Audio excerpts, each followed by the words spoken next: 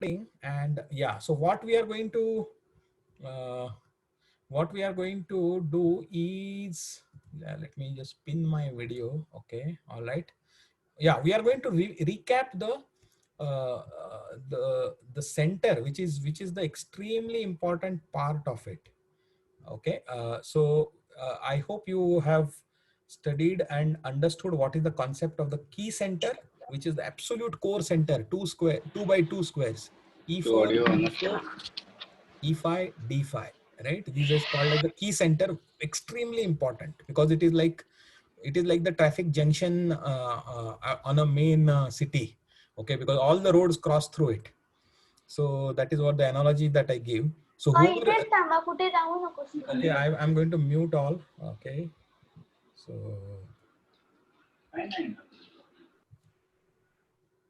okay, so I've muted all. Now you can chat if you have any questions. Okay, so yeah, so the analogy that I give for a center, key center, is it is like the main traffic junction in your city. Okay, where 4, 5, or 6 roads come together. Okay, so anybody who's controlling that is pretty much controlling the entire traffic. Similarly, in chess, who controls this key center pretty much controls the large part of the game to a large extent. So it is very important. And then we studied that there is a broader center, which is a 4 by 4 square here, which is starting from C3, F3, F6 to C6. This larger, broader square is also very important. It is called as the broad center. So the key center is extremely important, but this is also very important. Okay, and then we looked at, it is not just because I am saying so. We are proving that it is very important by looking at how much powers does each piece control, right? In various squares of the chessboard. So we start with knight, right? And we say if you place it on the corner of the chessboard, then we find that it is only controlling 2 more squares on the chessboard.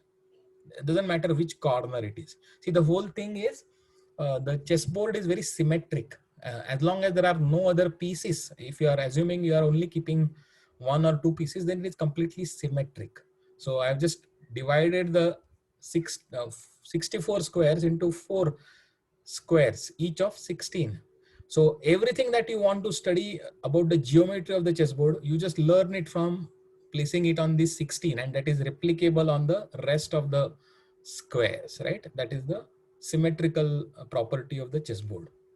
Okay, so now very quickly to recap, we said knight, if it is placed on the corner of the chessboard, it only controls 2 squares.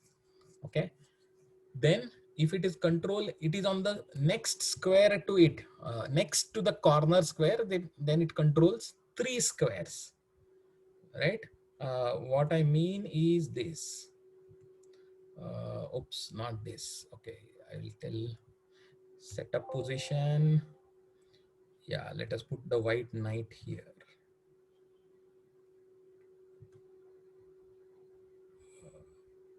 Okay, so yeah, so just the white knight at the corner, and you will see that it is only controlling these 2 squares, right? So anywhere, it doesn't matter which corner it is, it will only control 2 squares. Similarly, if you do if you place it on the next one, adjacent to the corner square, then you will find that it controls 3 squares of the chessboard, not more than that. It doesn't matter where. Okay, so there are only 3 squares, and if you move it to the next thing, then it on the edge of the board, then it controls 4 squares, and that is the maximum from the edge of the board. Okay, it doesn't matter outer line of the board, whether it is A column, H column, first rank, or 8th rank. These are all the periphery of the chessboard, right? So see, this is sorry, what I mean is, yeah, this is like the 8th rank.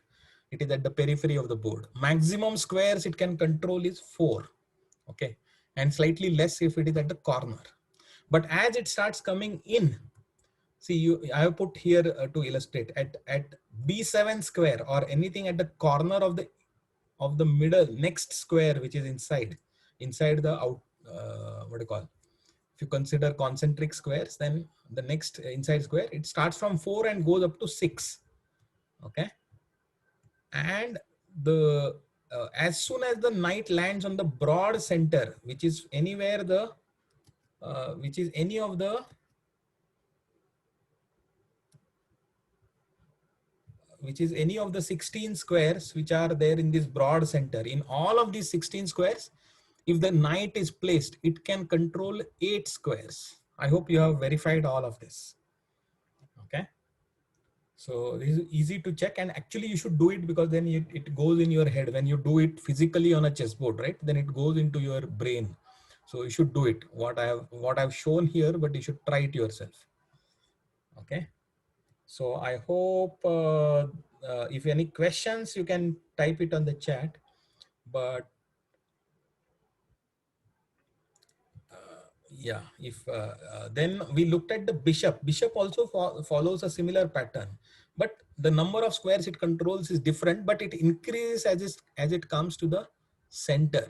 From the edge of the board, it always controls 7 squares, right? You want to see it very quickly. I will put any square of the chessboard.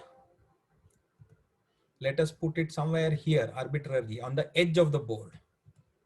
Okay, you will find that it always controls 7 squares. 1, 2, 3, 4, 5, 6, 7. Right? It doesn't matter. If anywhere on the edge of the board, it will always control 7 squares. Okay. So, and then as you come into the next square, which is inside, then it starts controlling 9 squares. Right? And then further, as you reach the broad center, where is that? Yeah, as you reach the broad center, then the bishop starts controlling 11 squares. Okay, I see some chat, so let me see. Yeah, that is the actually I'm explaining, Bhavin, why the middle so important is you control a lot more of the chessboard if you by placing your pieces on the center. Okay, so yeah, so see, I mean that is what I'm saying. So yeah, and if it comes the bishop, when it is placed in this key center squares, then it is controlling 13 squares. So obviously that is better, right? So why would you like your bishop to control 7 squares or to control 13 squares? The more they control, the more power you get in the fight, right? That is why the centralization is very important. Okay, so let me illustrate it again. So instead of this bishop here, I will place it here now at the key center. Okay. And now we will see how many squares does it control. 1, 2, 3, 4, 4, 5, 6, 7, 8, 9, 10, 11, 12, 13. Doesn't matter whether it is on E4, D4, E5 or D5. These are the key center squares. From there, a bishop will control 13 squares. Okay, it is almost doubling in power from 7 to 13, right? Similarly, knight is going from 2 at the periphery to 8 as long as it is there in the broad center, right? So this is why the center is very important, extremely important. And I want you to realize this and then play accordingly in the practice games today. Okay. Last week you might have played without considering the importance of the center, but now today you will, now that you know, you will play with giving due importance to the center. And I'm going to tell more. Rook is a very straightforward piece. It doesn't matter where on an empty board where you place the rook. It always controls 14 squares. So it doesn't matter for rook. Centralization does not matter for rook, but it does matter for bishop or knight. Okay. And queen. What is queen? Queen is nothing but, mathematically, if you see, queen is the summation of the powers of the rook and the bishop, right? It can move diagonally as well as it can move straight. So no wonder that the number of squares that the queen controls is simply addition of what a rook controls and a bishop controls, right? So rook always controls 14 squares. always. And bishop goes from 7, 9, 11, 13. So the queen goes from 14 plus 7, 21 at the periphery of the board to 23 to 25 and finally to 27, because 14 plus 13 is 27, right? So at the center, the queen controls 27 squares, which is very close to half of the chessboard, right? Half will be 32, but it is slightly less than half, maybe 40%, right? But that is the power of the queen when it is in the center. So, so remember, this doesn't mean that blindly you have to put it at the center, but you have to realize the importance of controlling the center. It doesn't mean that all your pieces you have to put it in the center, but towards the center they have it, then you are then you are stronger versus towards the edge. Okay. So, okay. So I hope you have got this. So we have looked at, yeah. So this is, anyway, this you must have read this handout. So I've just maintained what I have questioned. Now, okay. So now that we know the importance of the center, so let us look at how to really start your game properly. Okay. Now in this, let me put it, let me take a new game. Yeah, new board. Okay. So now tell me,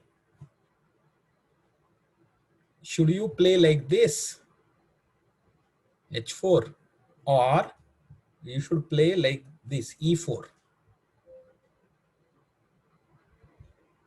Now you can tell me. E4. Swadha is saying E4. Ishan is saying, yeah, it is. I think most of you are saying E4. Why? Because see, look at it how much. First thing is that you control one, I mean, you occupy one central square, key central square. Second, you control another key central square, which is a key center. Plus, you control another square which is in the broad center, right? And you give scope to your bishop to move like this. And sorry, that is wrong. Oops, this is wrong. So bishop, and you are giving scope for the queen also to come out. So much you are achieving with one move, right? So that is why this is a very good way to open either e4 or d4. Similarly, if you go, there is a sorry, what happened? Okay, I think I just, okay, the other way is that you can even play d4. This is also occupying a key center square, again controlling a key center square of e5, also a broad center square of c5, and opening the, not this, opening this bishop diagonal.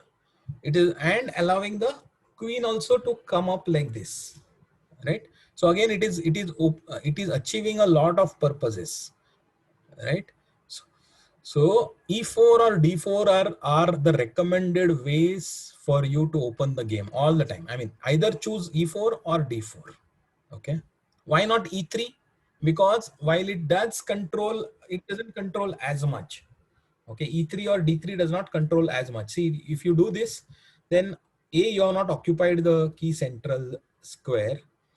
Okay, you are controlling these important squares, but by putting the pawn here, next time, even if you move this pawn here, the d3 pawn, if you move it, d2 pawn anywhere, this pawn here is going to ultimately block this bishop, right? It is not going to allow that to move. Similarly, if you play the d3 pawn, then the other bishop it is going to block.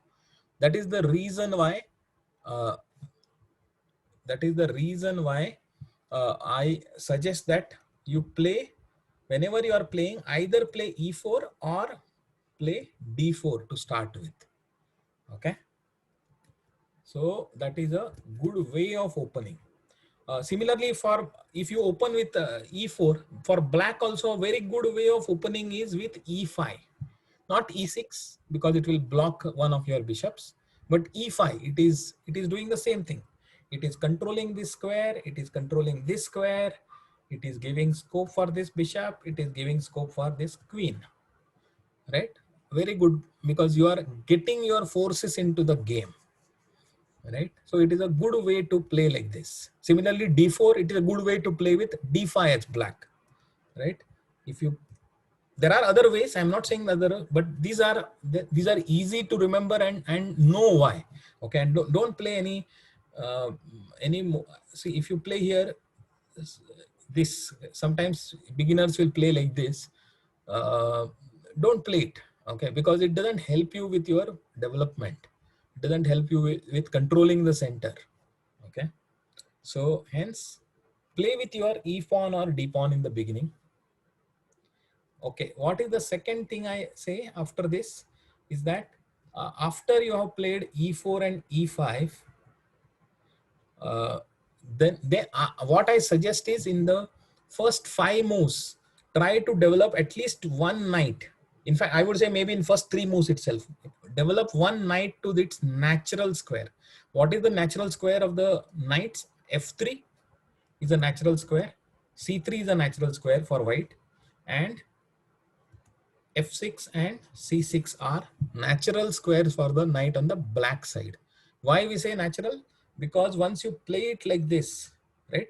Look at the power, that how much. First is that it is coming in the broad center. So it is having its full power of 8 square control. It has it. Okay, not 2, not 3, 4, 6, etc. But it is controlling a full 8 squares. And look at the, it is attacking and defending 2 key central squares. It is also controlling a broad, okay, it is not in broad center, but it's a very good square to have this control, because from here it can then jump here and then it can start attacking here or here. So that is why controlling this square here is also important. Okay, so the knight comes, plus it prevents, and sometimes this queen is the opponent's queen comes along this diagonal and gives the check, or it starts harassing the king. That also is prevented by when you move the king's knight. Okay, so because now the knight is moved, it is controlling this square as well as this square. The queen will not dare come here, right, near your king. Similarly, if black puts the knight on f6, then it is a good move because it is a natural square, plus it controls all these squares. These squares, right? Very important squares it controls. So again, I suggest that start with e4 or d4. Either on the second move or on the third move, bring your knight to its natural square so that you start getting control of the center. Okay, and what else? So black, a good way for black to play is also either e4, e5, knight f3, knight f6, or bring the other knight to its natural square. This is also a very good way, very effective way for the same reasons. Oh, it blocks. Okay, so I think Anup, yes, Anup has asked a good question. Bringing is the knight blocking your queen, right? Because in the previous say I said queen is able to move because the e pawn has moved, but now knight has blocked it. So the answer is you don't really want your queen to bring out too early. Okay, it gets chased back. It is, you should probably after 7, 8, 10 moves only you should think about moving your queen, not before that. And there is a reason, and you will realize it when maybe next week when I show some games. And hence it is important that the queen has the ability to move, but you should not move it immediately. Okay, not in the first 10 moves. Most of the times there may be some rare things when you want, but because it can come under attack. See why queen is the most important. I'll tell you what can happen. Okay, so let us say sometimes beginners play like this, where immediately they will bring out the queen and they think that, oh, I am attacking this square, I am also threatening the black pawn. Now if black makes some mistake like this, then I will simply take the pawn and give a check, right? Or there is a fool's mate or a scholar's mate, etc. So there are things like that. But what a good player will what he will do is he will bring out this knight, defend the thing, and then most of the beginners will try to play for this trap. This is called a scholar's mate trap. If black plays knight f6, then it is a checkmate. Okay, because the queen is, so this is a very common trap. Initially it happens, but if black is smart, yeah, this is the first trap that you everybody should be aware of. This is called as scholar's mate. Okay, so bishop and queen converging on the f7 square and delivering a checkmate if black is careless. Okay, but it is very easy to defend if you know it. Black will simply play g6. See, what happens is queen comes under attack and queen has to keep moving around, and white loses time when it does this. Again, now white is threatening. Technically, white is threatening a checkmate here. But what black does is he will bring out this knight. Okay. So it is not really going to help too much. So now you see that you are simply moving your queen around while black has developed more pieces. That is the reason. Anyway, I will explain this in more detail in the next class. But that is the reason why it is completely okay to knight f3. Don't consider it as a bad move because it is blocking the queen. It is okay. Similarly, knight f6 is not a bad move. It is a good move. Okay. Yeah, you can. So what happens is, okay, Ishan's question is, can we keep the queen in the center? You would want to keep it in the center, but not too much in the beginning when there are a lot of pawns, there is knight, bishop, because queen can come under attack. So see, if you can put your queen and ensure that it is not going to get chased away, then it's a very good move. Okay, even in the beginning, if you can put it, but most of the time it is not possible like that, because there is a knight, opponent's knight is there, opponent's bishop is there. So unless some pieces get exchanged, queen will not find it easy to come and remain in the center. It can come, but it will have to go away, right? Which is like losing time. So you have to be careful. But sometimes it is possible, and I will explain when it is possible. But that is for the next week or maybe week 4. Okay, so right now you just remember this. The concept of center and controlling the center is enough to start with. Okay, so yeah, and then I was just going. So what is a good move? We said knight f3 is a good move because it is developing to the natural square, controlling the squares and attacking the black pawn. And black playing knight c6 is also a very good way, because it is defending the pawn and bringing out the knight to a natural square. Okay, and after this, if you want, I suggest that you play d4.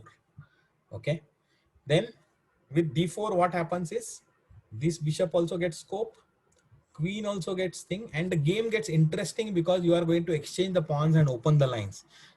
Then the game gets interesting. See, there are ways in which games can get blocked, and it is okay, but at an advanced level you can play with blocked things. When you are starting, you want action to happen, and this is a very good and action to happen at the same time, not making some mistakes. So this is a very good way of playing. You are immediately contesting the center. You are saying that either you take it, otherwise if you don't take it, I will take the pawn and I will dominate the center. That is what white is threatening. So forcing black to make some decision. And there are two ways you can defend it like this, central pawn, or you can take the pawn. And what is suggested is that you exchange the pawns. But don't worry, I mean, we are getting too much ahead. After this one, you can decide whether to support the pawn or to exchange it. But both are okay at this level. At advanced level, then you will know even small things matter. But right now it is okay to play like this. But I hope you got, and some of you might be already playing like this, and others might be wondering or may not be thinking that, okay, it is just another way. But it is a very uh, I mean, it is important that you play these squares. And I hope now you realize why moving the knight to the edge of the board is a bad move. Okay, because it is on the edge of the board, it can control only 4 squares. Half of the power is lost because it is on the outside the chessboard, right? So you can play f4, but that is a king's gambit, Anup, and I will come to it slightly later on. But yeah, it is possible to play. If you know it and you want to play it, you can play it. E4, E5, F4. Okay, but Okay, first important, what you should not play. Knight h3 you should not play, right? Similarly, black should not play something like knight h3 obviously, but yeah, or even after this, and he supports the pawn, let us say he does not enter, but after this it is not a good idea to play your knight to the edge of the board. It is always better to play it to the center. Okay, all right, so I think that is what I have covered in my videos also, and I am reiterating, and we have covered it. So I think we have covered what we wanted to cover in this week. So it is important now with this background. Now in 5 minutes time, in 3 minutes time actually, the Lichess Arena is starting. So I hope all of you are signing up for that tournament. You can click the tournament link and start playing. In 7:35, in 3 minutes time it will start. So yeah, I am stopping.